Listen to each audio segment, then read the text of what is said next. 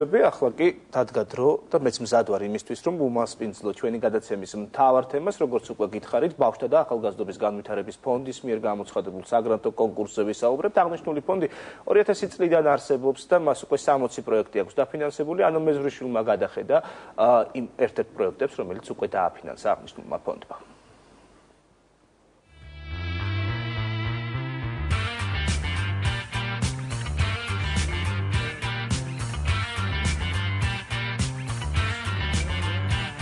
ორ წელზე მეტია, რაც ჩვენ საგამომცემლო სივრცეში კომიქსები შემოვიდა და მსოფლიოში უმსხვილეს კომპანია Marvel-ს ქართველი წარმომადგენლები გამოუჩნდნენ. ვიზუალური ხელოვნების ამ ფორმამ ძალიან ბევრი სუპერგმირი შექმნა და ამერიკაში საზოგადოებრივი აზრის ფორმირებაშიც მნიშვნელოვანი წვლილი შეიტანა. პროექტი, რომელზეც ახლა დინ სტუდიო მუშაობს, ქართულ კომიქსებში ძალიან საინტერესო მოვლენაა, რადგან ეს იქნება ხალხურ თემაზე შექმნილი პირველი გრაფიკული ნოველა. ერთი წლის წინ ეს პროექტი ბავშვთა და ახალგაზრდობის განვითარების ფონდმა დააფინანსა.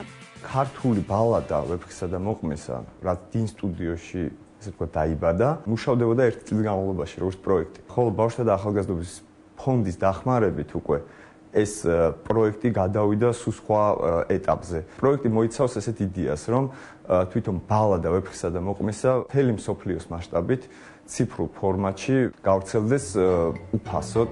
ვეფხისა და მოყმის ბალადის გარდა დინ სტუდიო სხვა რამდენიმე ქართულ კომიქსზეც მუშაობს. მაგალითად, ეს არის ერთ-ერთი ჩვენი პროექტი, რომელიც განახორციელებთ ერთი წლის წინ. ეს არის მისია. მომავალში ვაპირებთ ამის გამართულებას და განვითარებას.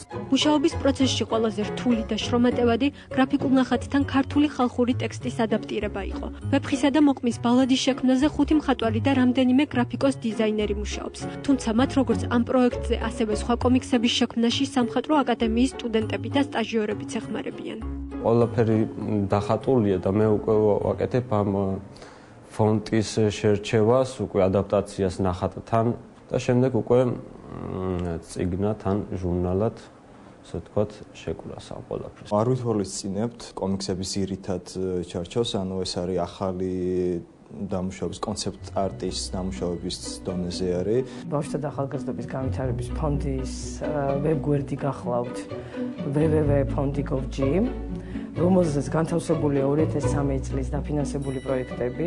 ამ საიტზე ყველა იმ პროექტის ჩამონათვალია, რომლებიც ბავშვთა და ახალგაზრდობის განვითარების ფონდმა შარშან დააფინანსა. სულ 60 პროექტი დაფინანსდა და 700 ახალგაზრდა დასაქმდა.